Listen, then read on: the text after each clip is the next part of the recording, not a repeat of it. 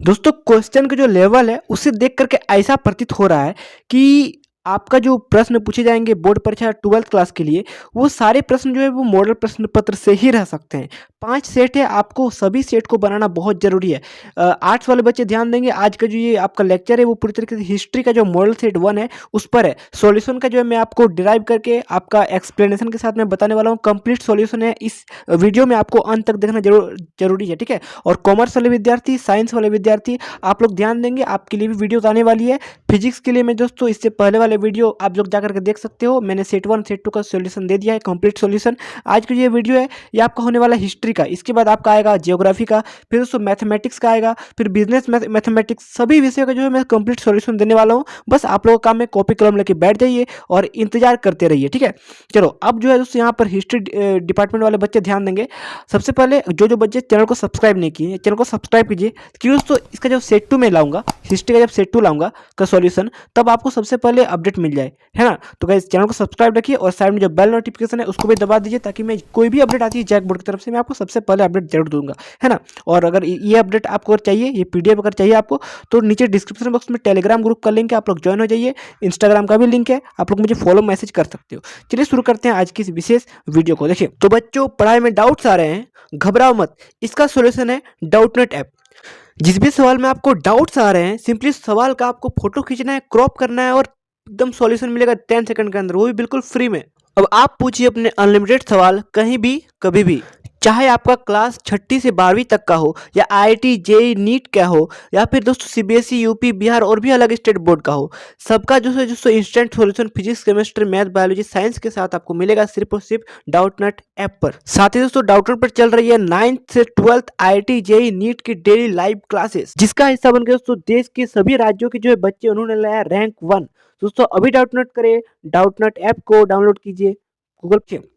पहला क्वेश्चन कि अति लघु उत्तरीय यानी कि 1 मार्क्स का क्वेश्चन है आपका। ये हर एक क्वेश्चन जो है वो बहुत ही सिंपल है। देखिए, मुगल वंश के संस्थापक भैया कौन था? बाबर भैया थे, ठीक है। बाबर भैया जो है वो मुगल वंश के संस्थापक थे। अब देखिए हूल दिवस कब मनाया जाता है? तो कहीं 30 जून को जो है हूल दिवस मनाया जाता है। मतलब जून महीने का सबसे अंतिम दिन जो है वो है आपका हूल दिवस का दिन, ठीक है। हूल दिवस आपका 30 जून को मनाया जाता है प्रति वर्ष। याद हो गया? रट लीजिए ध्यान से। 1857 की क्रांति की शुरुआत कहाँ से हुई थी? मेरठ से भैया हुई थी। मेरठ से कहाँ हुई थी? मेरठ से हुई थी। मेरठ से कहाँ हुई, क्या हुई थी? 1857 की क्रांति की शुरुआत। क्वेश्चन ये भी पूछ सकता है घुमा फिरा के कि बताओ भाई कि मेरठ में कौन सी क्रांति की शुरुआत, मेरठ में जो है वो कौन सी ईस्वी में क्रांति की शुरुआत हुई थी? तो वहां पर क्या बताना है? 1857। तो इस तरह घुमा फिरा के पूछा जा सकता है, ठीक है। देखिए, जालियांवाला बाग जो है वो हत्याकांड कब हुआ था? तो 13 अप्रैल 1919 में हुआ था जालियांवाला बाग हत्याकांड। इसको भी आप लोग याद कर लीजिए, 1919 और 13 अप्रैल, ठीक है। देखिए आगे पढ़ते हैं। भारत का संविधान कब लागू हुआ था? 1950 में। और भारत को स्वतंत्रता कब मिली? 1947 में। तो ये सब जो डेट आपको याद रखना बहुत जरूरी है, ठीक है।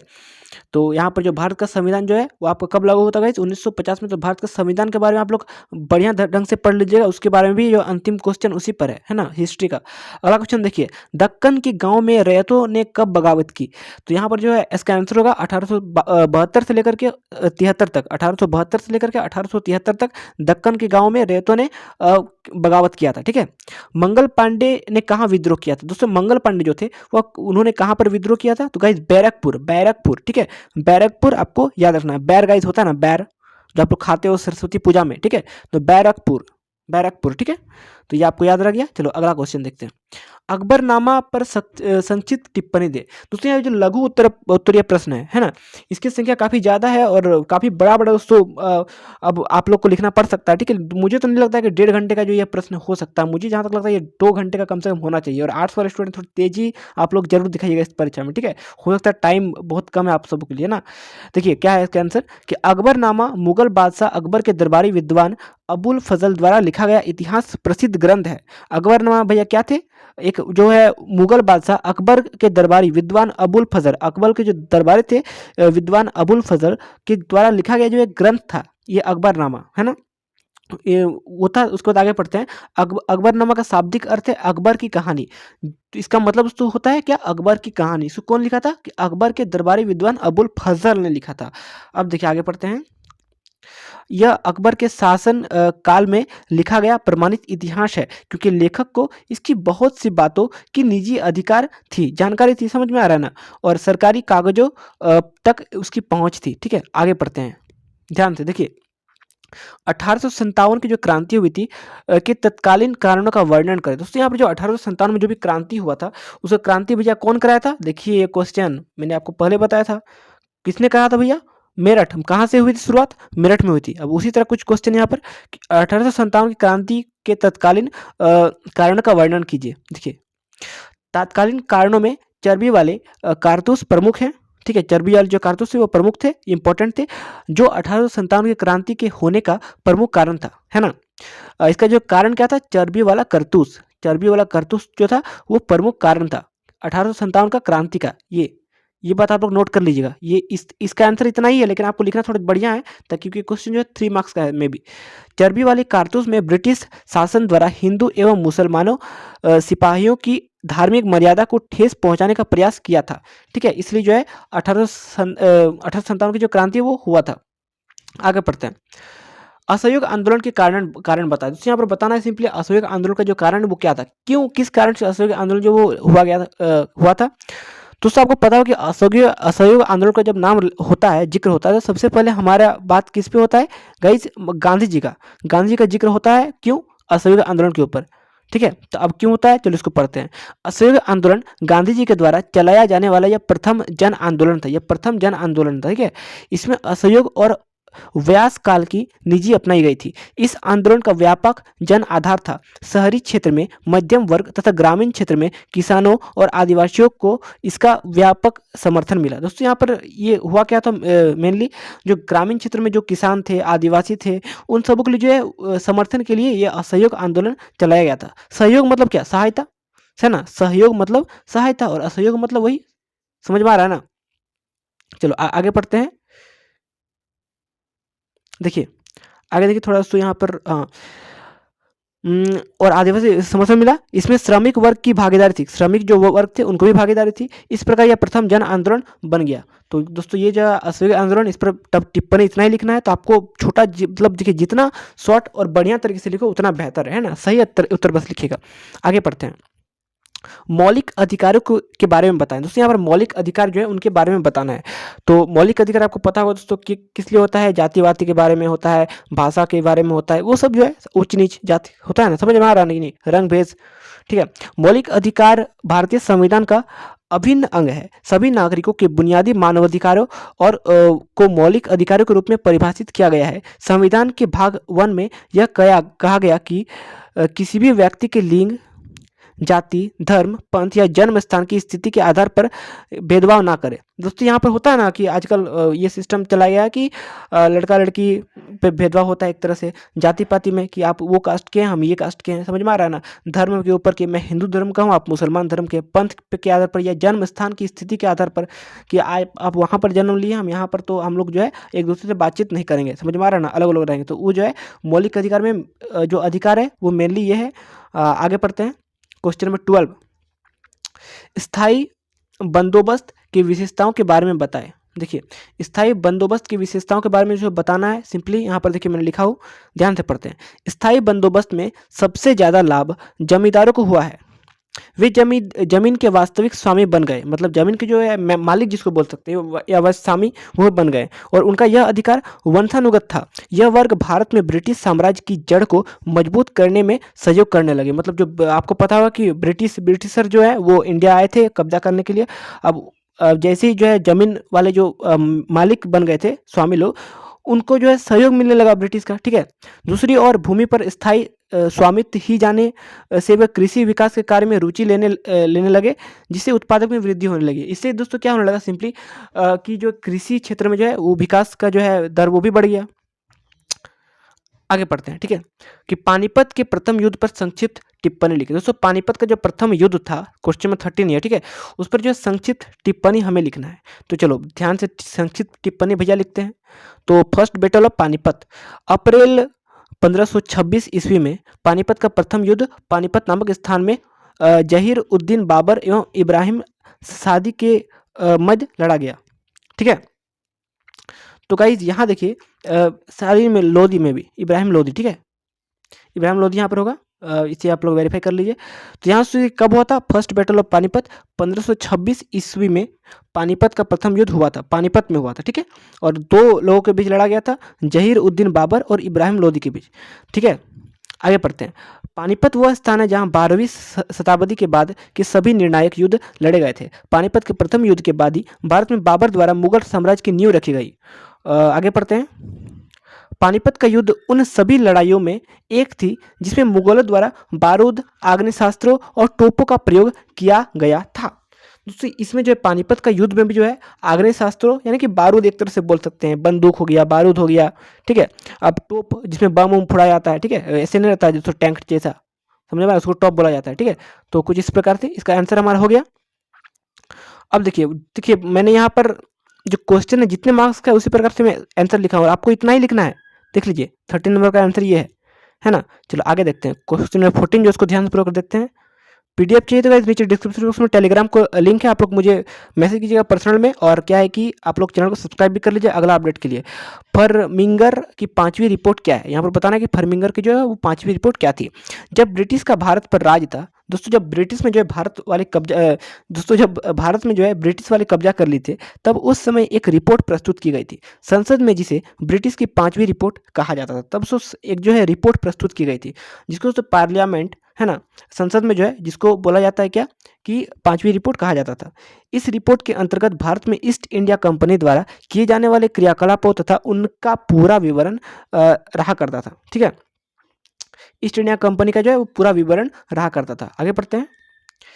इस रिपोर्ट में उसी समय के किसानों एवं जमींदारों की अलग अलग प्रकार की अर्जियां भी होती थी, मतलब मांगे एक तरह से बोल सकते हैं इसे हमें, है।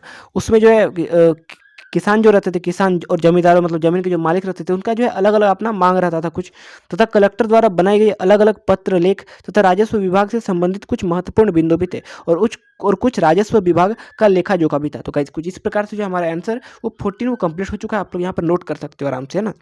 आगे पढ़ते हैं। क्वेश्चन 15 देखिए। संथाल विद्रोह के बारे में विस्तार से बताएं, है ना। संथाल विद्रोह जो है उसको विस्तार से बताना है, तो गाइस चलिए विस्तार से हम लोग बताते हैं। संथाल विद्रोह ब्रिटिश शासन काल में जमींदारों तथा साहूकारों द्वारा किए जाने वाला अत्याचारों के खिलाफ किया गया था। आदिवासियों की विद्रोह में संथालों का यह सबसे सशक्त विद्रोह था। सशक्त यानी कि सबसे ताकतवर, एक तरह से बोल सकते हैं ताकतवर या फिर सख्त, ठीक है। भागलपुर से राजमहल के बीच का क्षेत्र दामन एक कौल के नाम से जाना जाता है। किसके नाम से जाना था भैया? दामन एक कौल, ठीक है, दामन एक कौल। आपको ये सब बात याद रहना चाहिए। यह विशेष रूप से संथाल बहुत क्षेत्र था, ठीक है। यहाँ के इलाकों में गैर आदिवासियों को भगाने और उनकी सत्ता समाप्त कर अपनी सत्ता स्थापित करने के लिए जोरदार संघर्ष छेड़ा गया। यह विद्रोह संथालों जो है, यहाँ देखिए, संचालों के नेता सिद्धू तथा कान्हू के नेतृत्व में किया गया था। दोस्तों सिद्धू और कान्हू का जब नाम आ रहा था तो दोस्तों आपको झारखंड का जो है जिक्र वो जरूर होगा, ठीक है। अब इसके नाम से जो है यहाँ पर रांची में जो है बहुत सारा आपका मैदान भी है, ये भी आपको पता है, ग्राउंड्स भी है ना, पार्क जिसको बोल सकते हैं, के नेतृत्व में किया गया था। विद्रोह भूमिकर अधिकारियों द्वारा किए जाने वाले दुर्व्यवहार तथा जमींदार साहूकार आदि द्वारा किए जाने वाले अत्याचार के खिलाफ किया गया। धासनतात विद्रोह आर्थिक कारणों की से बिहार, उड़ीसा की वीरभूम, सिंहभूम, बांकुड़ा, मुंगेर, हजारीबाग और भागलपुर के जिलों में हुआ था। दोस्तों ये क्वेश्चन आपको पूछ सकता है, तो इसे आप नोट डाउन ज़रूर कर लीजिएगा। ये वेरी वेरी इंपॉर्टेंट क्वेश्चन है, वेरी वेरी इंपॉर्टेंट क्वेश्चन है। देख लीजिए क्वेश्चन क्या है भैया, संथाल विद्रोह जो है उसके बारे में विस्तार में बताना है, ठीक है। तो यहाँ पर जो है आपका सिद्धू कान्हू का नाम सबसे पहले ऊपर में आएगा, तो इसको आप इस सब जो कुछ कुछ मेन मेन पॉइंट्स है उसे आप लोग जरूर नोट डाउन कर सकते हो, ठीक है। चलो अगला जो क्वेश्चन है उस पर फोकस करते हैं हम लोग। देखिए अकबर एक राष्ट्रीय शासक थे भैया, कैसे थे, चलो इसको बताना है। अकबर जो है वो पहला मुस्लिम सम्राट था, है ना। पहला बात कि मुस्लिम सम्राट था पहला, जिसने किसी धर्म या संप्रदाय को उन्नत करने के बजाय राष्ट्रीय हितों को बढ़ावा दिया। मतलब अकबर जो थे वो किसी भी संप्रदाय को जो उन्नत नहीं करते थे, और जो राष्ट्रीय हित हो, ठीक है, मतलब जो नेशनल जो भी आपका राष्ट्रीय फायदेमंद होता था उसको जो बढ़ावा देता था, जैसे कि आपका हो गया किसान उसान, ठीक है। उसने समस्त उत्तरी भारत को विजय करके एक सूत्र बांधा, उसे समस्त राष्ट्र में सम्मान कानून तथा सम्मान शासन प्रणाली जो लागू की। पहली बार हिंदू जनता को मुसलमान के समान आर्थिक स्वतंत्रता प्राप्त हुई। हिंदुओं पर अजिया कर हटा दिया गया।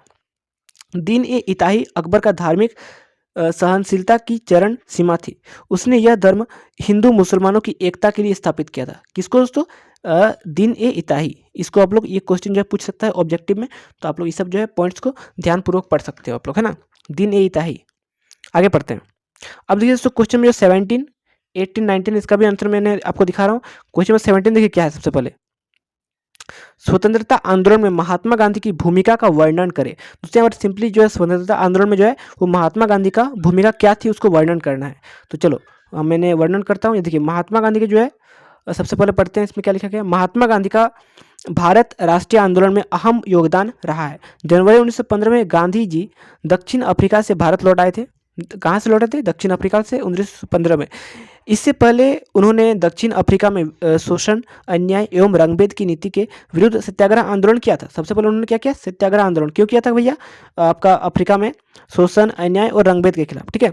महात्मा गांधी अपने अतुल्य योगदान के लिए ज्यादातर राष्ट्रपिता और बापू के नाम से जाने जाते हैं। यह बात तो भैया आपको सबको पता है, ये फेमस आपका उनका है। ठीक है।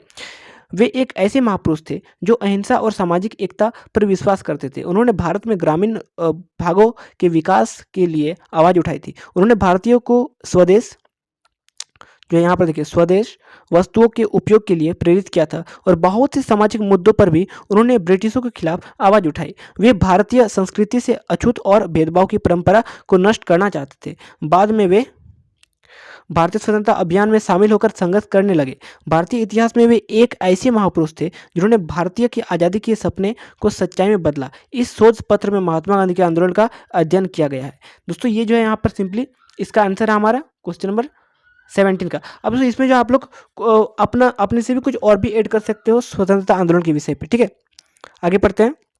भारतीय संविधान के प्रमुख विशेषताएं बताएं। दोस्तों यहाँ पर भारतीय संविधान के मुख्य प्रमुख विशेषताएं बताना है।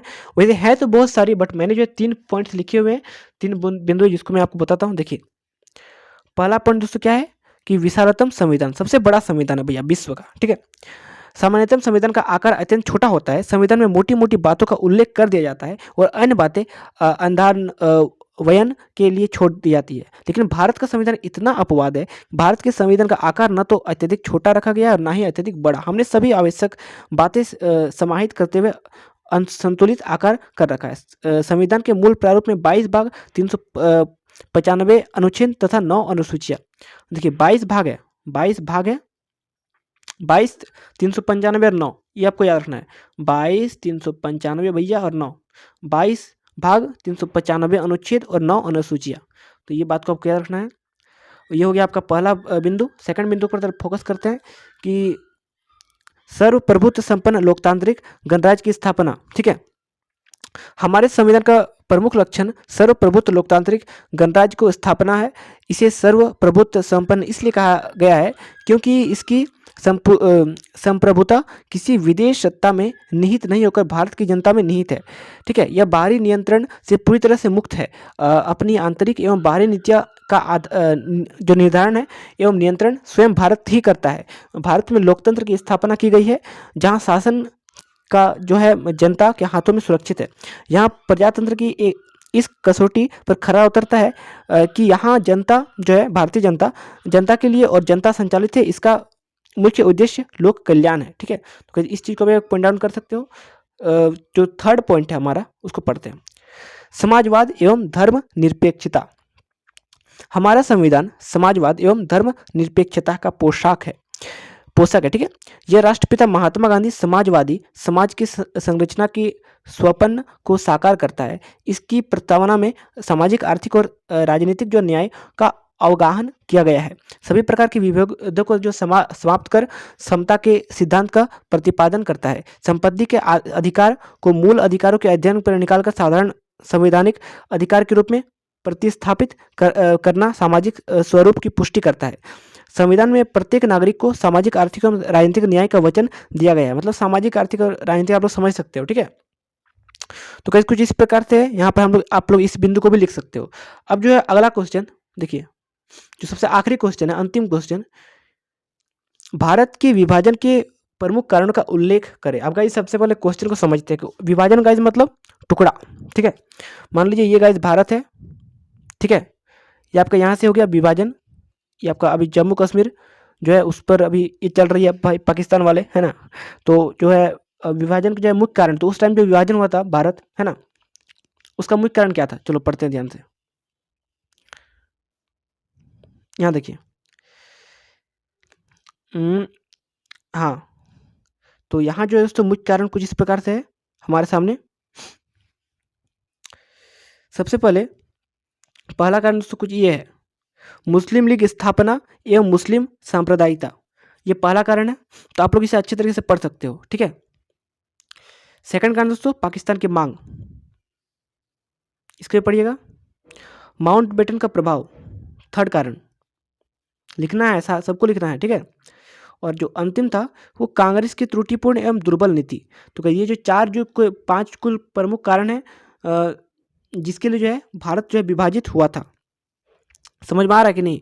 और ये जो है कुछ इस प्रकार से हमने जो है पूरा मॉडल सेट जो है उसको कंप्लीट सॉल्यूशन आपको दे दिया। और इसके बाद दोस्तों आपका जो है ज्योग्राफी पर भी आएगा। ये अगर आपको पीडीएफ चाहिए तो टेलीग्राम ग्रुप से ज्वाइन हो जाइए। टेलीग्राम ग्रुप का लिंक जो है डिस्क्रिप्शन बॉक्स में है। मिलते हैं एक नए वीडियो के साथ अगले सेट से। हिस्ट्री का जो है सेकंड सेट आने वाला है। तब तक के लिए बाय एंड टेक केयर दोस्तों।